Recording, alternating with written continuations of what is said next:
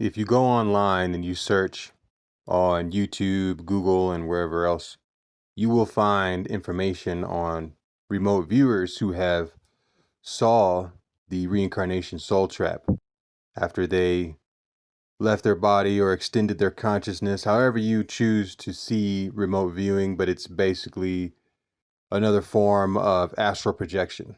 That's basically what it is. And so, but there are YouTube channels like the Inspired YouTube channel and Rich 2150 and others. Probably people on Reddit as well talking about this, but the information has been shared. Um, and on some of these YouTube channels and the information online, there are people that have talked about their remote viewing experiences where they, went out of this world, their consciousness went somewhere else into the universe, and they saw the mechanisms of the soul trap. They saw the beings and the whole soul trap process and all that. Okay, so if you can astral project or remote view and look at it, then obviously that aspect of what you're seeing is real. Even outside of the soul trap theory community, there are people in the New Age community that have talked about encountering trickster entities and beings in the astral realm that like to play games and manipulate you and, you know, show themselves as something to try to trick you or manipulate you or mess with you or play a joke on you or whatever. And so, you just got to take all that into consideration.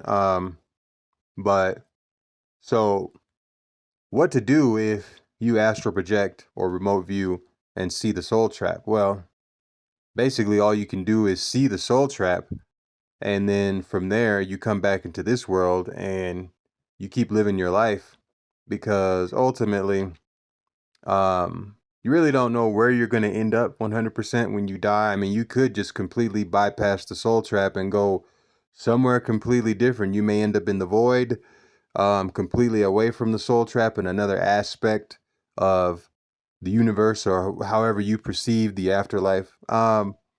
So you just don't know. Like, I don't believe that the soul trap is just going to be there for all eternity to trap us for all eternity. However, it is real. I do believe the Archons and the Anunnaki and reptilians, there are manipulative, evil factions of these groups that are real. And yes, they want to try to manipulate and maybe even enslave certain other aspects of universal consciousness. Because I do believe that that's what we all are at the end of the day. Okay, it's just, even with discovering the soul trap and discovering entities on the other side that are evil and reptilians and all that, the information still points back to some type of unifying field or something that unifies us all, okay, within this space that we never left. The space that we're in right now, that they call outer space and all that, on this so-called spinning rock, which I don't believe, but the so-called globe that we're on and whatnot. Yeah, we never left uh outer space, okay? Outer space is an infinite void, all right? And the universe is inside of that void. All right. And basically, it just keeps breaking down from there. This void is just made out of particles of intelligent awareness. You know what I'm saying? Atoms, okay, quirks, um, electrons, all that stuff, okay? It just keeps breaking down into more different particles and, smaller, tiny aspects of this intelligence. We're all made of this, whatever this is, okay?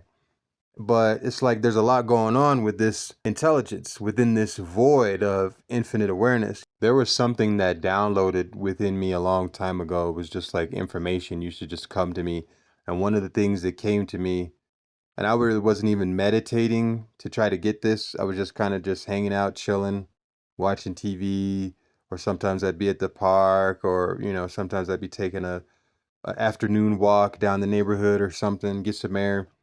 And it just kind of would come to me that the source, or whatever you want to call the source, the universal mind, infinite consciousness, the universe, whatever, the other side, whatever you see the other side as, um, that thing that's at the core of where all of existence sprang from is at war with itself.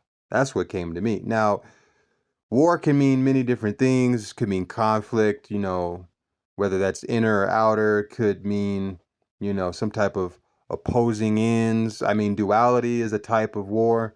We're in the world of duality where, you got opposing opposites. You got wars down here. You got conflicting sides. You got people arguing over stuff, people picking and choosing, people, choosing sides, all that. It's duality. So, you can see that it's real. I think what we need to get down to the nitty gritty of is, why is it the way that it is?